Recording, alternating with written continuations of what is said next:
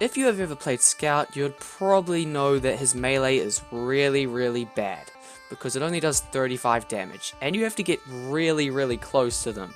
I mean really close, and as Scout that's pretty bad for you because you only have 125 health. But what about the Boston Basher, since it can do over 40 bleed damage?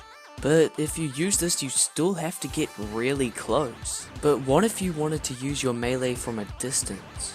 Well, simply equip the Rap Assassin. It can hit enemies from a distance and deal bleed damage to them, just like the Boston Basher. Now I know it only does 40 damage, but this is still really good, since you aren't at a risk of being really close to your enemy. Now I know it only does 12 damage when you're using melee, but the projectile makes up for that. And the Bulbul also has a plus 25% charge rate, which means you'll get a Bulbul every 7.5 seconds, which is pretty fast. And it also has splash damage, which means you can hit whole groups of enemies. However, this explosion effect will not deal any bleed damage. Now, since this is a melee weapon, it comes with melee perks.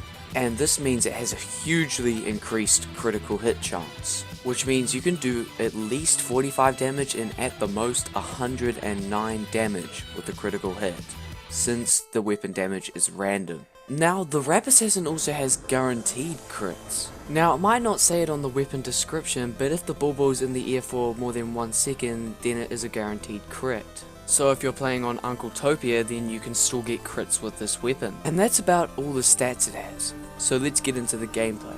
This weapon absolutely destroys snipers. Not just their health, but their aim as well, as it can throw their aim off for 5 seconds, giving you more than enough time to kill them. And when initiating in fights, it gives you a quick burst of damage to get a huge advantage on your enemy. And it completely ignores the vaccinator effect since it is a melee weapon. So you could say it's basically just a flying guillotine. However, you don't have to give up your pistol, which is a really good secondary option, because of the amount of chip damage it can do. You can also run this loadout called the Speed and Bleed loadout, which is the Rap Assassin, the Flying Guillotine, and the Babyface Blaster. And because of all the bleed damage this loadout can do, it makes the Babyface Blaster's meter go up faster than it usually would, which makes the Babyface Blaster usable again. But apart from this loadout, you can pretty much use anything with it, since it's basically just a third ranged option. Now I know I've already said this, but it only does 12 damage. But the Bulbul is just so good, it doesn't really matter. I mean, seriously, people really underestimate this weapon, because I think this is one of the best Scout melee weapons, and maybe even one of the best melee weapons in the game, and not many people use it. Most people just use the Boston Basher and occasionally the Candy Cane and the Atomizer.